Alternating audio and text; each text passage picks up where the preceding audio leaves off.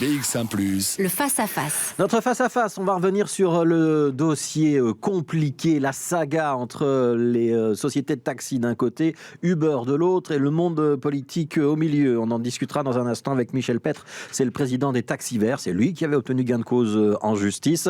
Et puis on aura également dans ce débat Martin Casier qui est député bruxellois pour le Parti Socialiste. On va d'abord planter le décor avec Sabine Rigelheim, rappeler quelles sont désormais les règles qui s'appliquent dans le secteur du transport de personnes automobiles, les règles pour Uber et pour les taxis telles qu'elles ont été redéfinies. C'était vendredi dernier.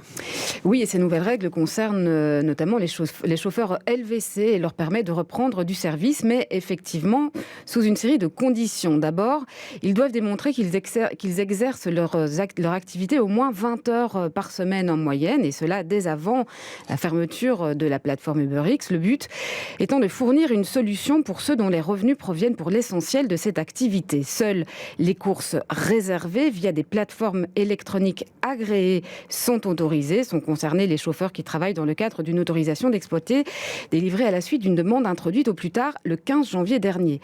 Le maraudage physique est interdit, tout comme le stationnement sur la voie publique ou sur les places réservées aux taxis ou aux voitures prioritaires. Pour pouvoir se maintenir chez nous, les plateformes devront bénéficier d'un agrément provisoire. Elles devront avoir une unité d'établissement enregistrée à la Banque Carrefour des entreprises. Enfin, une société ne pourra imposer aux chauffeurs de ne s'affilier qu'à sa plateforme. L'ordonnance est donc application jusqu'à la mise en place du plan taxi. Voilà, Uber a repris la route dès samedi en région bruxelloise. Précision pour le début de ce débat, on avait évidemment demandé à des représentants des chauffeurs des plateformes de participer à ce débat. On avait eu un accord. Fernando Redondo, qui est le président de l'association belge des chauffeurs de limousine, avait donné son accord pour participer à ce débat. Et puis il nous a annoncé il y a une heure que finalement il ne souhaitait plus participer à ce débat pour des raisons qui le concernent. C'est dommage pour la qualité de l'information. C'est peut-être pas la première fois, hélas, avec Uber, qu'il y a des désistements de dernière minute quand ça les arrange. Voilà, c'est dit. On va donner la parole à Michel Petre pour commencer, président des Taxis Verts. Uber est donc autorisé, mais encadré par la législation bruxelloise. Est-ce que c'est un encadrement suffisant pour vous et est-ce que vous estimez que vous avez obtenu gain de cause dans ce très très long bras de fer qui vous oppose depuis longtemps à ces plateformes? Oui, bras de fer qui n'est pas nécessairement terminé. Maintenant, quand on parle de Uber contre les taxis, je dirais, moi j'aimerais corriger. Il s'agit ici d'un différend ou d'un litige entre Uber et Taxis Verts. Donc finalement, entre deux plateformes, malgré tout. Il ne s'agit donc absolument pas de mélanger ce qui est plateforme ou dispatching de taxi que nous sommes et des véhicules, qu'elles soient LVC ou taxi.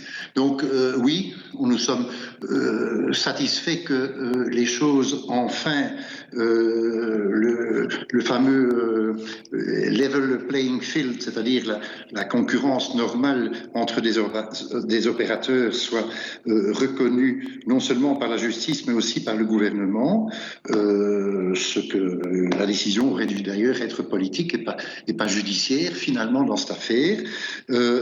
Simplement, je dois faire remarquer que Uber, de nouveau, aujourd'hui, ne se conforme pas à la réglementation. Et donc nous allons de nouveau intervenir. Beaucoup de gens vont nous expliquer qu'on n'a pas raison, qu'il y a tel et tel aspect qui nous échappe et qu'on n'a pas compris. Je pense que dans quelques semaines, de nouveau, le gouvernement peut-être va se dire surpris, cette fois-ci je ne crois pas, mais Uber certainement, en disant mais qu'est-ce qui se passe de nouveau, on nous tombe de nouveau dessus. Oui. Est-ce qu'on peut expliquer qu'est-ce qui coince, Michel Petre? Quand vous dites Uber ne respecte de nouveau pas la législation, qu'est-ce qui précisément n'est pas respecté? Et très précisément, je vais vous le dire très précisément, c'est que l'ordonnance, Uber en tout cas, n'était pas autorisé à faire rouler des véhicules qui n'ont pas une autorisation de taxi de la région bruxelloise. La nouvelle ordonnance a, ce qu'on appelle Sparadrabis, a décidé que l'activité des limousines, d'une partie de limousines de Bruxelles pouvait être considérée comme faisant du taxi, ce qui donc remettait ces véhicules dans la légalité, mais il s'agit bien entendu de véhicules sur lesquels la région bruxelloise est compétente, c'est-à-dire de limousines, ce que vous appelez LVC, de la région bruxelloise. Il ne s'agit absolument pas de toutes les limousines de Wallonie, de Flandre. Ça veut dire que vous contestez le droit aux chauffeurs qui sont enregistrés auprès de la région flamande et de la région wallonne de rouler en ce moment à Bruxelles. Seuls les Bruxellois qui rentrent dans les conditions de l'ordonnance Sparadrabis, pour faire simple, seuls ceux-là seraient autorisés à rouler d'après vous. C'est bien ça. Mais bien entendu, ça a toujours été le cas. Il n'y a jamais de taxi des autres régions qui ont pu exercer leur activité complètement à Bruxelles. Il s'agit bien entendu de ce qu'on appelle le cabotage. Celui qui vient d'Anvers et qui dépose des clients à Bruxelles, il n'y a aucun problème. Et inversement, qui prend des clients à Bruxelles pour aller à Charleroi, c'est pas ça le problème. Mais pas qu'ils s'installent à Bruxelles pour toute la journée. Alors on va donner la parole à Martin Casier. Est-ce que vous êtes d'accord avec d'abord cette observation de Michel Petre? Est-ce que pour vous, puisque vous avez voté le texte au Parlement bruxellois, est-ce que pour vous, il est bien entendu que seuls ceux qui ont un agrément bruxellois peuvent pratiquer leur art à Bruxelles, et ça exclurait donc les chauffeurs qui ont une licence wallonne ou une licence flamande, en sachant qu'il y a quand même plusieurs dizaines ou peut-être plusieurs centaines de chauffeurs bruxellois qui ont pris une licence flamande parce qu'elles étaient moins chères et parce qu'elles étaient plus faciles à obtenir avec moins d'obligations pour les véhicules. Oui, bonjour à tous, bonjour Monsieur Grosfilet. Mais d'abord peut-être dire que je suis heureux d'entendre Monsieur Petre dire que on a réussi à rétablir en tout cas en partie des règles du jeu équitables, ce sont ces mots, et c'était l'objectif que le PS a recherché durant tout ce projet. Vous le savez, Monsieur Grosfilet, on a déjà eu l'occasion d'en parler longuement ici à votre micro, mais c'était tout notre point, c'est de dire que c'était pas d'être pour ou contre quelqu'un, c'était juste de dire qu'il s'agissait que tout le monde respecte des règles communes, simplement pour s'assurer que tout le monde soit soumis à des mêmes pratiques. Et je pense qu'en ça, ici, l'ordonnance Sparadrabis, comme on l'appelle, est une première étape. L'objectif, c'est évidemment le plan taxi qui lui fixe cela. Alors c'est vrai que y a différentes interprétations par rapport à cette question, et j'entends Monsieur Petre qui a raison. Nous, malheureusement, comme législateurs bruxellois, ce que nous pouvons faire, c'est de légiférer pour le territoire de Bruxelles et pour les entreprises bruxelloises. Nous n'avons pas pouvoir à légiférer pour d'autres catégories de véhicules. Ça, c'est une impossibilité légale qui est dans notre chef. Comme le dit M. Petre, il n'y a jamais eu d'interdiction formelle d'un taxi de rentrer sur le territoire bruxellois, quelle que soit sa région d'origine. Il peut y rentrer, déposer des clients. Et donc voilà, nous avons légiféré dans le cadre législatif qui est le nôtre.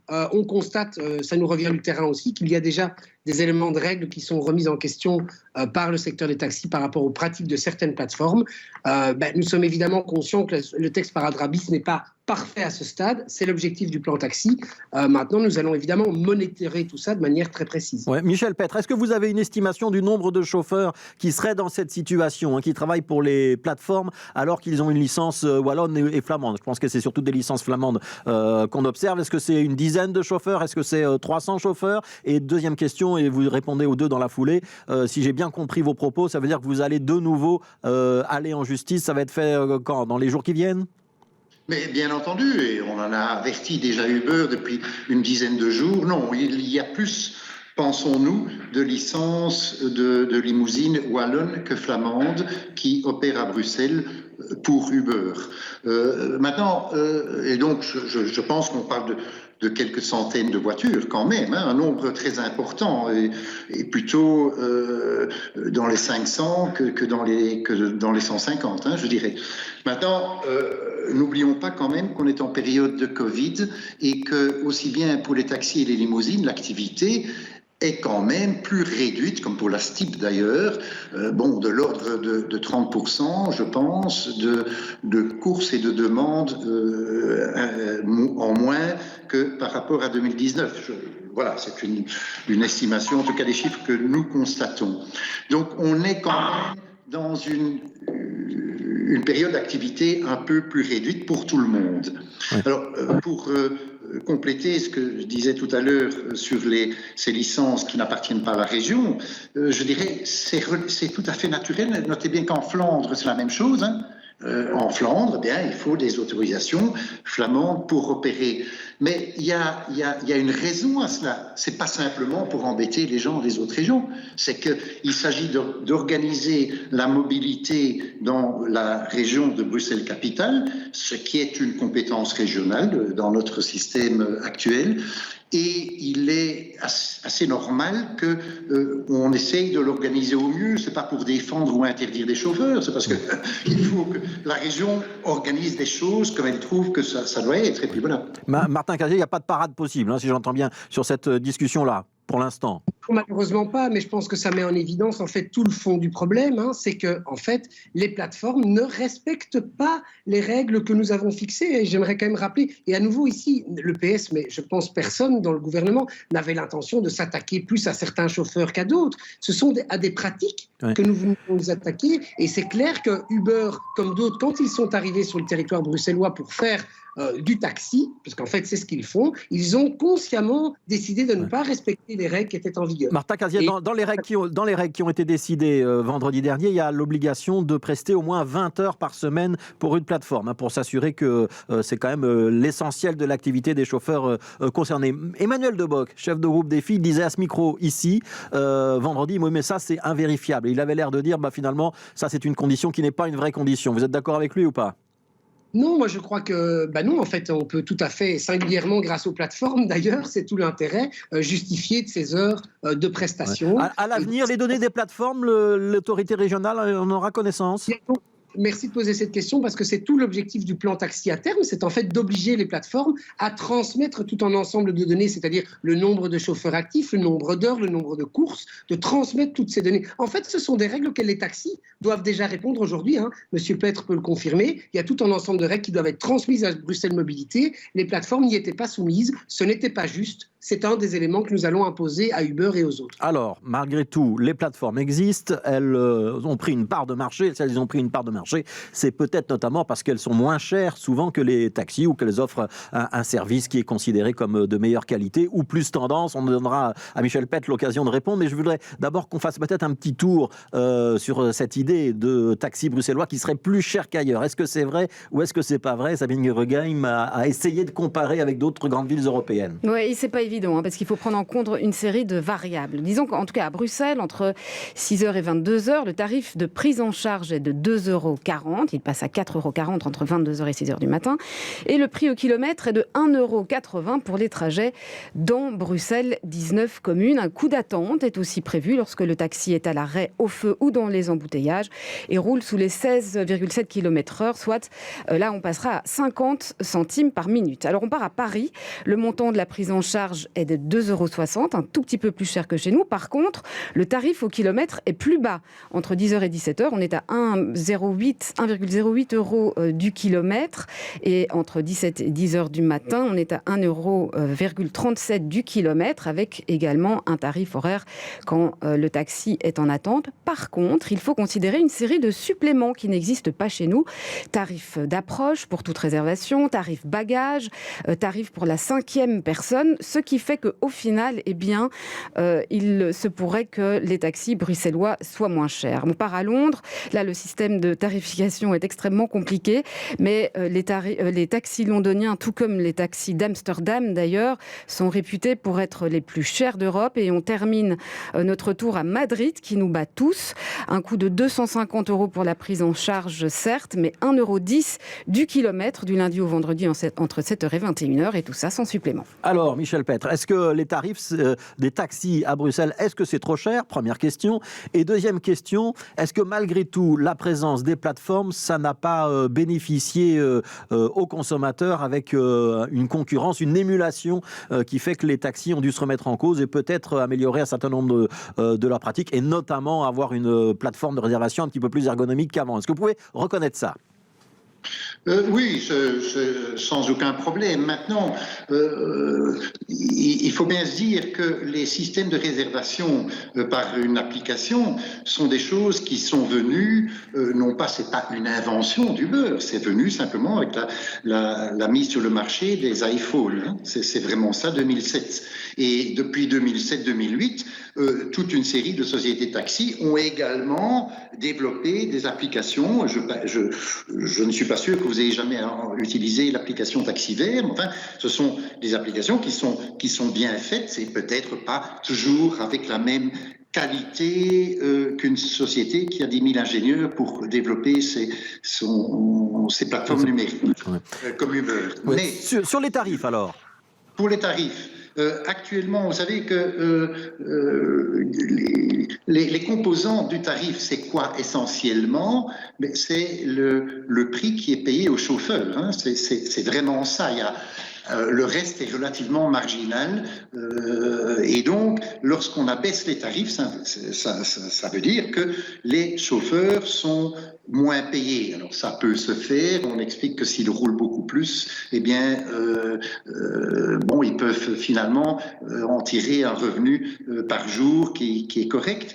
Mais la variable dans le prix du taxi, c'est la rémunération du chauffeur. Ouais. Alors, il y a quand même une part qui part à la société de taxi, qui possède la voiture et qu'emploie le chauffeur. Non, pas toujours, parce que vous savez que la majorité, c'est ça qu'on imagine, on ne comprend pas, la majorité des chauffeurs qui roulent pour Taxiver, en tout cas, sont des indépendants, hein, au même titre que les limousines qui roulent pour Uber. Donc, il n'y a pas de différence. Par contre, depuis quand même un an ou deux, beaucoup d'utilisateurs de taxi, de Taxiver, parce que c'est pas le taxi que vous prenez à la gare, c'est le taxi que vous commandez auprès de Taxiver ou Taxi Bleu ou Hitch, voilà, enfin. Eh bien, je constate que le prix des Taxiver est souvent moins cher que Uber à certains moments parce qu'il y a le prix dynamique de Uber. Et ça, c'est la réalité. Donc, Uber est parfois moins cher et actuellement souvent plus cher. Oui, donc ça c'est la tactique d'Uber, hein, c'est le prix qui s'adapte à l'offre et à la demande, et plus la demande est forte, plus le tarif va monter, alors que pour les autres sociétés, on est avec des tarifs uniques. Encore une dernière question, et puis après je donne la parole à Martin Casier et Michel Petre. Un des avantages que le consommateur recherche chez Uber, c'est la qualité du service. Et l'idée que si on va noter le chauffeur à la fin, on est à peu près sûr que le chauffeur va être aimable, qu'il va accepter que la course est payée à l'avance. Donc ça, il n'y a pas le problème. Et parfois, avec les taxis, on a parfois affaire à des chauffeurs qui refusent la carte, par exemple. Et puis que si on va être conduit de manière en bon père de famille. Alors que parfois, chez les taximens, on tombe sur des conducteurs qui sont un petit peu nerveux. Je témoigne en connaissance de cause, ça m'est arrivé de me sentir pas en sécurité dans le taxi. Est-ce que là, le secteur peut faire des progrès? Mais, Monsieur Grandfilet, de nouveau, je ne vois pas pourquoi moi je dois répondre au nom du secteur. Je suis une plateforme comme Uber l'est, quelque part. Donc je peux parler des Taxiver, et ils sont nombreux. Avant le Covid, ils étaient 650, donc la moitié des taxis de Bruxelles. Et quand vous commandez un taxi par Taxiver, je vais dire que vous avez le même type de service, la qualité assurée. Enfin, bon, il peut toujours y avoir vous pouvez noter dans l'application de la même manière la qualité du chauffeur et du service. Vous pouvez même aujourd'hui, et depuis quelques mois quand même déjà, avoir un prix fixe au départ si vous le choisissez.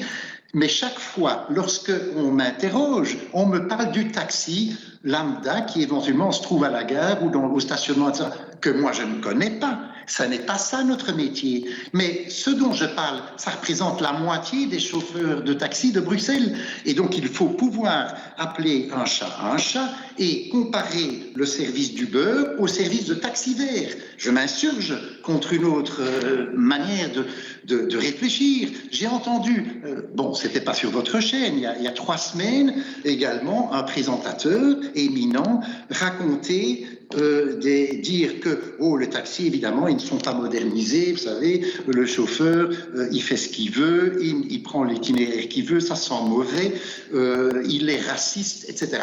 C'était, je vais le dire, sur les antennes de la RTBF. Je trouve ça affligeant. Est-ce que les gens qui se permettent de commenter le taxi souvent le prennent. Mais le prennent en commandant à une plateforme comme nous sommes. Vous voyez, donc c'est extrêmement... Et dans les hommes politiques, je dirais, et parfois je peux faire la même critique, hein, il faut parler de choses qu'on a explorées et qu'on connaît. Vous voyez, sinon ça n'est pas juste. Voilà, ben donc là on a bien compris quel était votre métier et quelle est la différence entre la centrale et puis les chauffeurs qui donc dans une grande grande partie des cas sont des indépendants. Donc là c'est très clair et là, je pense qu'on a progressé dans la compréhension du problème, Michel Petre. Je vais donner le mot de la fin à Martin Casier parce qu'on attend le plan taxi. Hein. On sait que cette ordonnance qui a été votée vendredi dernier est une ordonnance provisoire. Hein. On l'appelle sparadrabis. À un moment, on va enlever le sparadrap. On va voir ce qu'il y a derrière le sparadrap. Est-ce qu'il y aura encore des plaies ou est-ce qu'on aura cicatrisé? Et est-ce qu'on a l'espoir d'enlever le sparadrap dans le courant de l'année prochaine, Martin Casier? Oui, ça, sûrement, l'objectif, c'est que le plan taxi soit voté à l'été au plus tard. Donc, entendons-nous là-dessus, c'est bien l'objectif. On a prévu, par sécurité, des possibilités de prolonger l'ordonnance taxi pour être tout à fait transparent, mais l'objectif, c'est bien l'été. Cela dit, pourquoi l'été et pas plus tôt? Parce qu'il y a encore des concertations qui doivent être menées à la fois avec les organes officiels. Hein. Ici, c'est Bru Partners, donc le Conseil économique et social, qui doit rendre un avis. Mais il y a aussi encore de la concertation avec le secteur, bien sûr, qui doit être réalisée, puisqu'il reste différents éléments encore de l'ordonnance qui doivent être affinés.